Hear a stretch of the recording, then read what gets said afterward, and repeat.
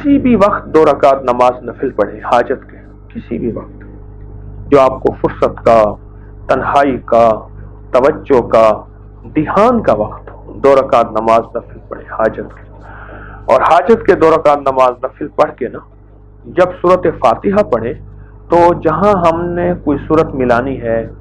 کوئی، تو اس کی جگہ یہ دعا پڑھیں، کیونکہ یہ قرآنی دعا ہے، ربنا آتنا فی الدنیا حسنۃ وفی الآخرۃ حسنۃ وقنا عذاب النار۔ یہ جو عذاب النار ہے نا، اس عذاب النار یہ دنیا اور آخرت کے عذاب ہیں، قرض کا عذاب، مرض کا عذاب، ہاں مجبوریوں کا عذاب، تنہائیوں کا عذاب، کسی نشے علت کا عذاب، کسی ذلت کا عذاب،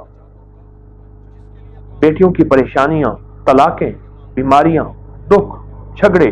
نفرتیں،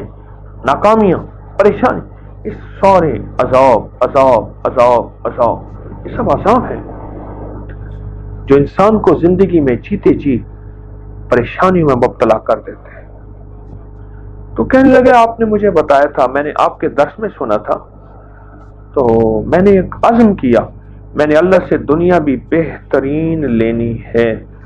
اور آخرت بھی بہترین لینی ہے۔ جب اللہ نے خود کہہ دیا یہ پڑھو میں دے دوں گا، تو اللہ سچا، اللہ کا وعدہ سچا، میں اللہ کے سچے وعدے سے، اللہ کے خزانوں سے یہ چیزیں لوں گا۔ اور کہا کہ میں نے بس یہ فیصلہ کر لیا، اور میں نے اس کو 2 نفل میں نے پڑھے، اور ہمیشہ 2 رکعت نماز نفل حاجت کی نیت، سورت فاتحہ کے بعد یہ دعا پڑھنی ہے، ربنا آتنا فی الدنیا حسنۃ وفی الآخرۃ حسنۃ وقنا عذاب، گڑ گڑا کے 1 دفعہ، 5 دفعہ، 7 دفعہ، 11 دفعہ، 30 دفعہ، 40 دفعہ، 70 دفعہ، 100 دفعہ، 9 دفعہ، اور اس کو پڑھنا ہے، گڑ گڑا کے پڑھتے رہنا ہے، پڑھتے رہنا ہے، پڑھتے رہنا ہے، اور یقین کے ساتھ اور درد کے ساتھ اور دھیان کے ساتھ۔ اور کہا پھر رکوع، پھر دوسری رکعت میں بھی ایسی سورت فاتحہ کے بعد جب کہیں سورت ملانی ہے تو یہی دعا پڑھنی ہے۔ کہنے لگے کہ میں نے یہ عمل کرنا شروع کر دیا، بس یہ عمل کرتا رہا کرتا رہا کرتا رہا، اور کہا کہ میں نے کوئی 2.5 پونے 3 سال غالباً یہی بتایا، میں یہ عمل کرتا رہا اور پڑھتا رہا، کوئی دن میں نے ناغہ نہیں کیا، جتنا تھکا ہوا ہوتا تھا، اور ہر دفعہ میں نے اس کو اس انداز سے پڑھا اور اس درس سے پڑھا جیسے آج میں پہلی دفعہ پڑھ رہا ہوں۔ کیونکہ بعض اوقات نا انسان ایک دن تو توجہ سے پڑھتا ہے، دوسرے دن دھیان سے پڑھتا ہے، چوتھے دن اور کچھ دنوں کے بعد وہ توجہ دھیان اس کا ختم ہو جاتا ہے، اور وہ توجہ دھیان جب ختم ہو گیا تو اللہ کے ہاں اس عمل کی کوئی حیثیت نہیں ہے۔ توجہ، یہ دیکھیں نا، توجہ ہے وجہ سے، وجہ کہتے ہیں چہرے کو، توجہ فرمائیے میں کہوں گا، آپ سارے ادھر ادھر دیکھ رہے ہوں اور میری بات سن بھی رہے ہوں تو میں آپ کو کہوں گا میری بات نہیں سنے، میں جی آپ توجہ فرمائیں، توجہ کہتے ہیں وجہ کہتے ہیں عربی میں چہرے، یہ چہرہ میری طرف لے آئیں، اسے کہتے ہیں توجہ۔ اس کو توجہ اور دھیان سے 2 نفل پڑھ لیں، 2 نفل پڑھ لیں۔ مجھے کہنے لگا کہ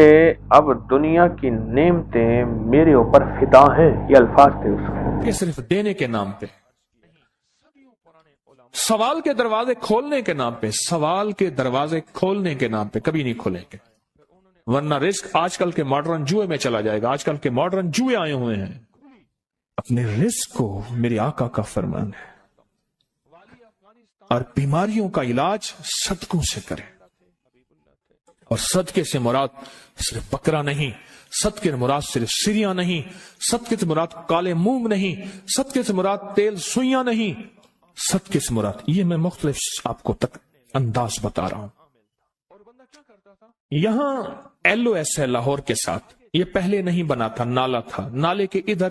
ایک سمن آباد کی طرف سڑک جا رہی ہے، پرانی بات ہے، وہاں کچھ بندے نے کتابیں لگائی ہوئی تھی، بندے نے کتابیں لگائی ہوئی تھی،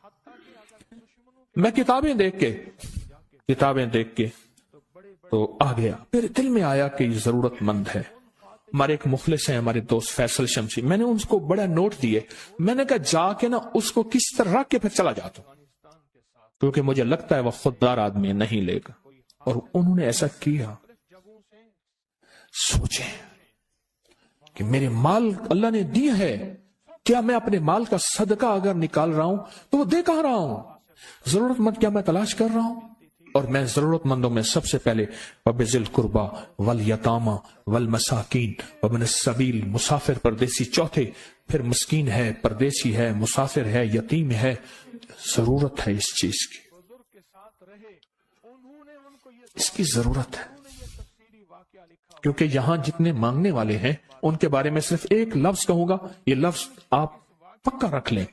یہ سب خواہشات کے مانگنے والے ہیں, ضروریات والے نہیں ہیں. خواہشات, اتنا بڑا بنگلہ, اتنی بڑی سواری, فلاں برانڈ کا موبائل, فلاں چیز فلاں چیز فلاں چیز, یہ خواہشات کی کوئی حد نہیں ہے. یہ لفظ بھی ذہن نشین رکھیے گا, میرے ساتھ بولیں, خواہشات کی, ضروریات کی حد ہے, خواہشات کی حد نہیں ہے. عاجزانہ دعاؤں کے ذریعے اگر اپنی مصیبتیں, اپنی بلائیں, اپنی پریشانیاں اور اپنی تکلیفیں ٹلوانا چاہتے ہیں تو اس کے پیچھے ہمارے ساتھ کون سی دعائیں ہوں؟ عاجزانہ دعائیں, عاجزانہ دعائیں. اور میں امام زین العابدین جب دعائیں مانگتے تھے اور ان کی دعاؤں کے اندر جو درد ہوتا تھا اور غم ہوتا تھا, اور ان کی دعاؤں کے اندر جو بلبلانا اور بلبلانا اور کرب اور تکلیف ہوتی تھی, فرمایا ہنستے اپنی ہنسیاں بھول جاتے تھے, سونے والے سونا ترک کر دیتے تھے, اونگنے والے اونگنا چھوڑ دیتے تھے, اور وہ بھی ان کے ساتھ رونے لگ جاتے تھے. ان کا رونا ہی اتنا تھا, وہ ہنسیاں تو بخشی بخشوائی تھی. اور ان کا نام زین العابدین, نام تو ان کا علی ہے, زین العابدین پڑا اس لیے عبادت کرتے کرتے کرتے وہ عبادت گاروں کے امام بن گئے. یہ تسبیح خانہ جو آپ کو راستے دے رہا ہے, تسبیح خانہ جو منزلیں دے رہا ہے, یہ راستہ, یہ منزل ساری کے ساری اس لیے ہے, اس منزل اور راستے کے پیچھے دعاؤں کی طاقت ہے, دعاؤں کی طاقت ہے. ان دعاؤں اور اعمال کو اپنے ساتھ ایسے سینے سے لگا لیں. ان دعاؤں اور اعمال کے اندر حیرت انگیز دنیا ہے. جب سے تسبیح خانے کے ساتھ نسبت ہے, دعاؤں کی کیا کیا طاقتیں دیکھی, دعاؤں کی کیا کیا تاثیر دیکھی. سنوں گا نہیں, بس صرف دل میں سوچیں, میرے سوالوں کا جواب دل میں دیں.